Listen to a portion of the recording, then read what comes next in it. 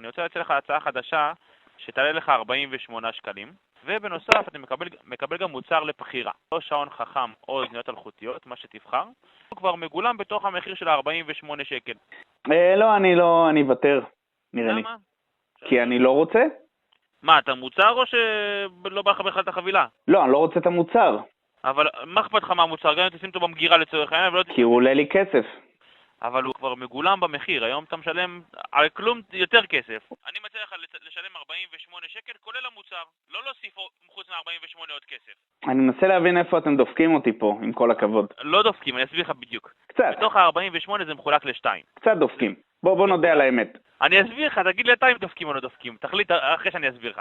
זה לא נקרא לדפוק, אבל אנחנו רוצים שפשוט תישאר... אתם לא דופקים, אתם בוא נאמר תופכים עליי קלות. אנחנו תופכים עליך, אני זורם איתך. אני אסביר לך כדי שתבין בדיוק גם את השורות הקטנות. כן. בתוך ה-48 זה מחולק לשתיים. 29 שקל על הקו עצמו, ועוד 19 שקל על המוצר. המוצר הזה הוא למשך 3 שנים.